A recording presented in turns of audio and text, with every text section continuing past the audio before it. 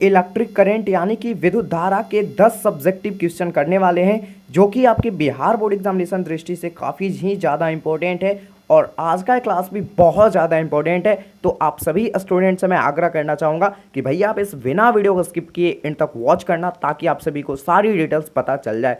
सो दोस्तों let's start first video. तो आज का हमारा ये जो फर्स्ट क्लास है, फर्स्ट क्वेश्चन है इसमें कि विद्युत धारा क्या है, राइट।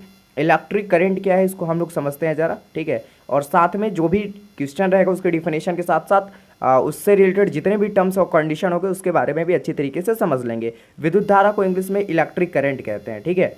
विद्युत धारा को इंग्लिश में कहते हैं इलेक्ट्रिक करंट। इलेक्ट्रिक करंट समझ रहे हो, इलेक्ट्रिक करंट कहते हैं किसी चालक या तार के किसी अनुप्रस्थ काट के क्षेत्रफल। अब ये अनुप्रस्थ काट का क्षेत्रफल क्या होता है, मोस्ट ऑफ स्टूडेंट यानी कि 90% बोले ना तो इसी में वो कंफ्यूज हो जाता है कि अनुप्रस्थ काट का क्षेत्रफल होता है क्या भैया। बस सिंपल वो डिफिनेशन रट लेते हैं, उनका काम हो जाता है। लेकिन मैं आपको आज के इस वीडियो में समझाने वाला भी हूँ।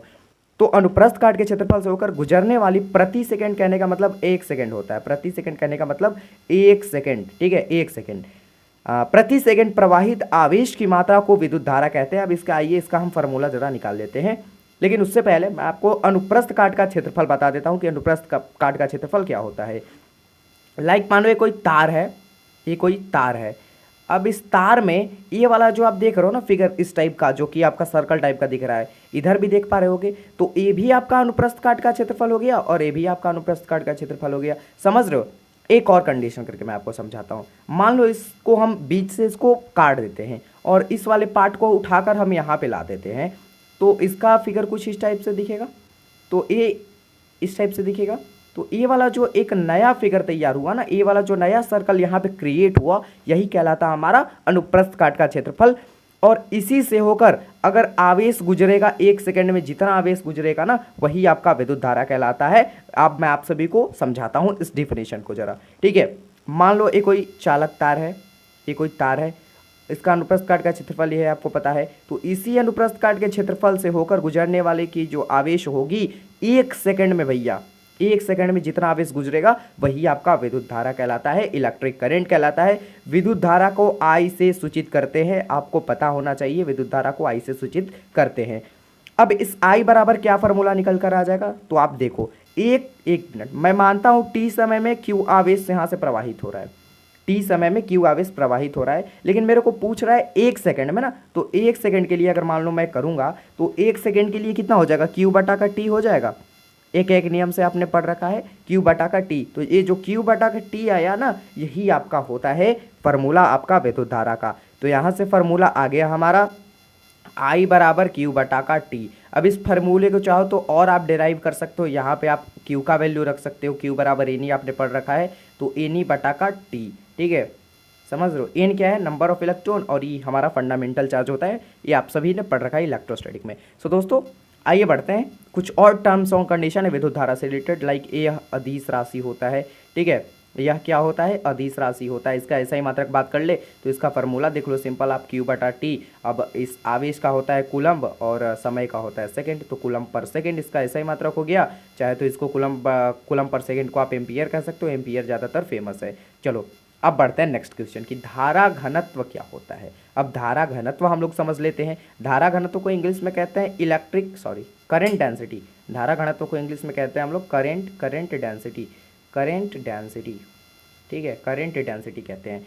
प्रति एकांक क्षेत्रफल से होकर गुजरने वाली विद्युत धारा को धारा घनत्व कहते हैं। इसे जे से सूचित किया जाता है। देखो ध्यान से समझना, प्रति एकांक क्षेत्रफल एरिया से होकर गुजरने वाली क्या विद्युत धारा को धारा घनत्व कहते हैं। जे बराबर आई, ये होता है फार्मूला। और यह एक अदिश राशि नहीं बल्कि यह एक वेक्टर क्वांटिटी होता है, सदिश राशि होता है।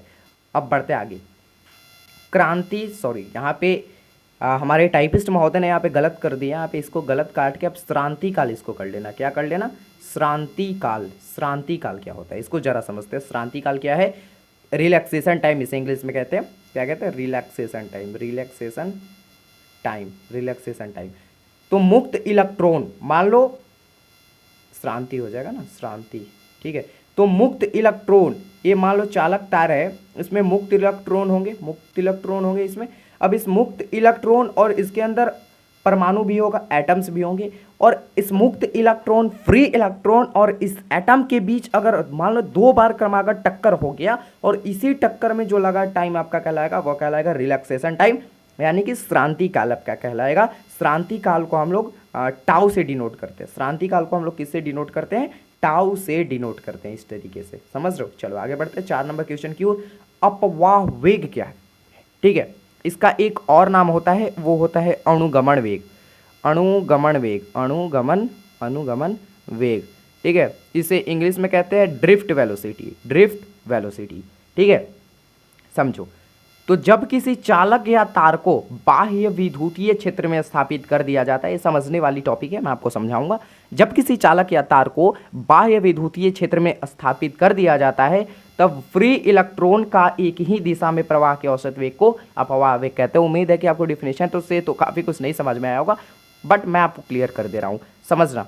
मैं बस जैसे समझा रहा हूँ वैसे आप समझने की कोशिश करना, आपको सारी चीज़ यहाँ से क्लियर हो जाएगी, राइट। सो दोस्तों, मैं करता हूँ आपको समझाने की कोशिश। अब देखो, अपवाह वेग और अनुगमन वेग क्या होता है।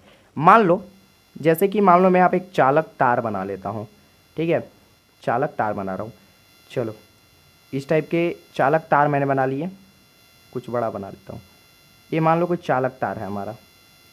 अब इस तार में क्या है, जो इलेक्ट्रॉन है, जो इलेक्ट्रॉन्स इसके अंदर मुक्त इलेक्ट्रॉन है, ठीक है, ये चालक तार में मुक्त इलेक्ट्रॉन है, आपको भी पता है। मान लो इसकी दिशा इस तरफ है, एक सेकंड मैं ब्लैक से दिखा दूंगा तो आप काफ़ी ज़्यादा आप सभी को समझ में आएगा। मान लो इसकी दिशा इस तरह है, इसकी इस तरह है, इसकी इस तरह है, इसकी नीचे की ओर है, इसकी इधर दिशा है, इसकी इधर दिशा है, इसकी नीचे की ओर है, इसकी ऊपर की ओर है, इसकी इधर है। आप इसमें देख क्या रहे हो कि इसमें एक दिशा में नहीं इलेक्ट्रॉन गति कर रहा है, एक दिशा में इलेक्ट्रॉन मूव नहीं कर रहा है, अलग अलग दिशा में मूव कर रहा है। तो इसको तो हमको एक दिशा में मूव करवाना पड़ेगा ना। तो उसके लिए सिंपल आप क्या करो, इसको उठाकर, यहाँ से उठाकर आप इसको बाह्य विद्युतीय क्षेत्र में स्थापित कर दो, यानी कि अलग जगह पर स्थापित कर दोगे। तो जैसे मान लो मैं बाह्य विद्युतीय क्षेत्र में स्थापित कर दे रहा हूँ, यानी कि दूसरा जगह मैं इसको स्थापित कर दे रहा हूँ। तो सिंपल है, जब आप दूसरा जगह आप इसको स्थापित कर दोगे ना, तो जो इलेक्ट्रॉन की जो दिशा है, जो इसमें इलेक्ट्रॉन की दिशा है, वो एक तरफ हो जाएगी, एक तरफ मूव करने लगेगी। समझ रहे हो मेरे कहने का मतलब, एक तरफ मूव करने लगेगी। तो यही का औसत वेग आपका कहलाता है अणुगमन वेग, अपवाह वेग, ड्रिफ्ट वेलोसिटी, राइट। अब बढ़ते हैं चालकता की ओर, लेकिन उससे पहले मैं आपसे एक रिक्वेस्ट करना चाहूँगा, प्लीज़ आप सभी लाइक कर दोगे, क्योंकि आप देख रहे हो कि मेरे व्यूज़ वगैरह और साथ में सब्सक्राइबर्स कितने कम है। बिकॉज मैं आपको सब्सक्राइबर व्यूज़ के लिए नहीं पढ़ा था, मैंने जो टारगेट रखा है कि आपको बिहार बोर्ड में इंटर के 2024 के एग्ज़ाम में आपको 90% लाना है, 90% फोड़ना है, तो इसलिए मैं आपको स्टडी करा रहा। चालकता क्या होता है इंग्लिश में बाबू, इसको कंडक्टिविटी कहते हैं, कंडक्टिविटी, ठीक है। इसे हम लोग सिग्मा से दिखाते हैं, इसको हम लोग सिग्मा से डिनोट करते हैं। धारा घनत्व और विद्युत क्षेत्र का अनुपात एक स्थिरांक होता है जिसे चालकता कहते हैं। सिग्मा बराबर क्या हो गया, धारा घनत्व को जे से सूचित करते हैं, और विद्युत क्षेत्र यानी कि ई, तो सिग्मा बराबर जे बटा ई, समझ गए। नेक्स्ट क्वेश्चन, ओम का नियम क्या है भैया, ये आप 10 से ही पढ़ते आ रहे हो, ठीक है। उम्मीद है आप ऐसे भी समझ जाओगे, ऐसे भी समझ रहे हो, लेकिन आपका बिग रिवीजिंग हो जाएगा यहाँ से। ओम का नियम क्या होता है आपने 10th में पढ़ रखा, लेकिन 12th में भी पूछ देता है भैया, तो ये पढ़ना आपको जरूरी है, 12th में भी इसका हमारा टॉपिक है। ओम का नियम क्या है, यदि किसी चालक की भौतिक अवस्था ना बदले, यानी कि ठोस है तो ठोस रहे, द्रव है तो द्रव रहे, और गैस है तो गैस रहे, इसका भौतिक अवस्था नहीं बदलना चाहिए। यदि किसी चालक की भौतिक अवस्था में कोई परिवर्तन नहीं होता है, अगर भौतिक अवस्था उसकी नहीं बदलती है, तो चालक की सिरों के बीच उत्पन्न विभवांतर विद्युत धारा के समानुपाती होता है। लाइक मैं आपको समझाता हूं, बस एक कंडीशन समझ जाना, ये विभवांतर जो है वो विद्युत धारा के समानुपाती होता है, यानी कि भी समानुपाती आई, भी समानुपाती आई। अब यहाँ से सिंपल है कि आप समानुपाती का चिन्ह हटा के बराबर का लाओगे तो यहाँ पे एक कांस्टेंट कोई ना कोई आएगा ही, तो वो आ जाता है आर। यह आर क्या है, ओम कांस्टेंट है, आप इसको ओम कांस्टेंट कह सकते हो, ओम कांस्टेंट कह सकते हो, नियतांक है। तो यहाँ से फाइनली हमारा फार्मूला निकल कर आ गया ओम का नियम से कि भी बराबर, वन सेकेंड थोड़ी वेट कर लो बस आप। यहाँ से फार्मूला निकल कर आ चुका है कि भी बराबर आई आर, यही हमारा ओम का नियम होता है। 7 नंबर क्वेश्चन बहुत सिंपल है, प्रतिरोध क्या होता है, आवेश के प्रवाह के प्रचंड विरोध को प्रतिरोध कहते हैं। अब मान लो कोई चालक तार है, इसमें आवेश का प्रवाह हो रहा है, तो इसको रोकने का काम करेगा, इसको रोकने का काम करेगा, विरोध करेगा, वही हमारा कहलाता है प्रतिरोध, रेसिस्टेंस इसको इंग्लिश में कहते हैं, क्या कहते हैं, रेसिस्टेंस, रेसिस्टेंस कहते हैं इसको इंग्लिश में, ठीक है। प्रतिरोध को रेसिस्टेंस कहते हैं इंग्लिश में। इसका ऐसा ही मात्रक होता है ओम, इसका ऐसा ही मात्रक क्या होता है, ओम, जो कि इस तरीके से हम इसको दर्शाते हैं, समझ गए। अब चलो और आगे बढ़ते हैं। एक काम करो, प्रतिरोध का आप एक तरीके से और डिफिनेशन निकाल सकते हो कि नहीं, आप निकाल सकते हो, बिल्कुल निकाल सकते हो। लाइक जैसे भी बराबर फार्मूला हमने अभी देखा, भी बराबर आई है, हमको चाहिए आर बराबर, तो आई बटा भी आप इसको कर सकते हो कि नहीं। तो आप ये भी डिफिनेशन दे सकते हो कि विद्युत धारा और विभवांतर के अनुपात को हम लोग प्रतिरोध कहते हैं, समझ रहे हो। फार्मूला से आप डिफिनेशन निकाल लोगे, डिफिनेशन से आप फार्मूला निकाल लोगे। विशिष्ट प्रतिरोध, इसका एक और नाम होता है, वो होता है प्रतिरोधकता, प्रतिरोधकता होता है, याद रखना, प्रतिरोधकता होता है। तो समझाते हैं अब आप सभी को प्रतिरोधकता, इसे रेसिस्टिविटी कहा जाता है। यदि किसी तार की लंबाई 1 सेंटीमीटर, यदि किसी तार की लंबाई 1 सेंटीमीटर और उसका अनुप्रस्थ काट का क्षेत्रफल 1 सेंटीमीटर स्क्वायर हो, तो तार से जो प्राप्त प्रतिरोध होगा, कंडीशन 2, लंबाई 1 सेंटीमीटर, अनुप्रस्थ काट का क्षेत्रफल 1 सेंटीमीटर स्क्वायर हो, और उसका जब आप प्रतिरोध निकालोगे, वही प्रतिरोध आपका विशिष्ट प्रतिरोध या फिर प्रतिरोधकता कहते हैं, वही आपका प्रतिरोधकता कहलाएगा। अब देखो प्रतिरोधकता का ऐसा मात्रक क्या होता है, ओम मीटर होता है, ठीक है, ओम मीटर होता है मेरी जान। अब आओ क्या करते हैं, अब आगे हम लोग बढ़ते हैं 9 नंबर क्वेश्चन की ओर, राइट। कि तू है तो मुझे फिर और क्या चाहिए, तू है तो मुझे फिर और क्या चाहिए, अरे कि किसी की ना मदद ना दुआ चाहिए, तू है तो मुझे फिर और क्या चाहिए।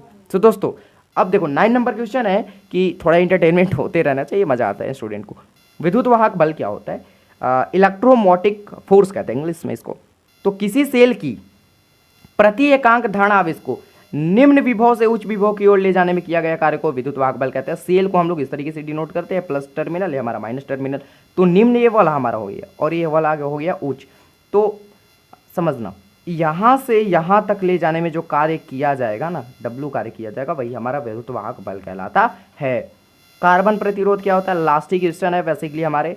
कार्बन प्रतिरोध क्या होता है, तो बाजार में आपको मिलता है एक कार्बन का पाउडर, ठीक है, कार्बन का पाउडर मिलता है। तो बाजार में उपलब्ध कार्बन पाउडर का जो बना हुआ प्रतिरोध होता है, वही हमारा कार्बन प्रतिरोध कहलाता है। बाकी कार्बन प्रतिरोध का कलर कोड के ऊपर नेक्स्ट वीडियो आ रहा है। सो दोस्तों आज का क्लास कैसा लगा आप हमें कमेंट करके जरूर बता देना। और एक बात और, इलेक्ट्रिक करंट का पूरा टॉपिक यानी कि 10 क्वेश्चन मैंने यहाँ पे नहीं डाला, अभी मानो तो आधा का ही हुआ है, अभी बहुत ज़्यादा टॉपिक है इलेक्ट्रिक करंट में, तो 10-10 करके मैं आपको इलेक्ट्रिक करंट का क्लियर करा दूंगा।